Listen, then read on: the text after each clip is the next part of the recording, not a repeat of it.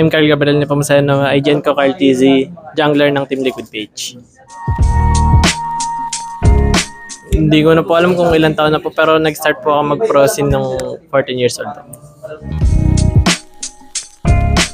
Nagsimula po ako mag-ML nung season 2 ng MPL. Nag-qualifier po, tapos ayun, nagtuloy-tuloy lang. Yung agent ko po galing po sa idol ko sa Dota na si RTZ.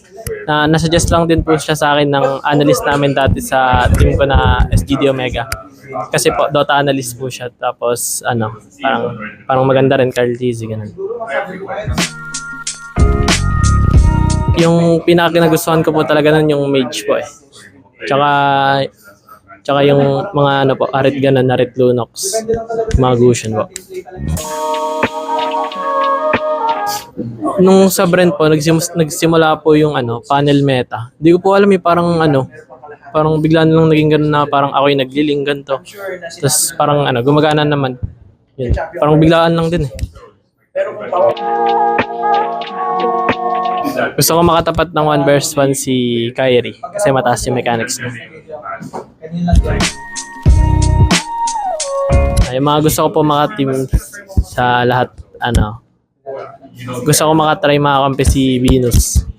Tapos sa Phosphor naman si Sans.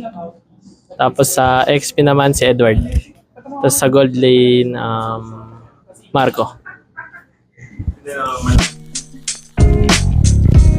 Ano ba ako? Wala lang ako eh. Addict lang sa lahat ng PC games. Tsaka mga console games yan. Sa mga supporters ko dyan, supportahan nyo lang kami ulit, yung team ko, pati rin ako. Sana di kayo magsawang sumuporta kahit natatalo kami. Tapos, shout sa girlfriend ko at sa family ko.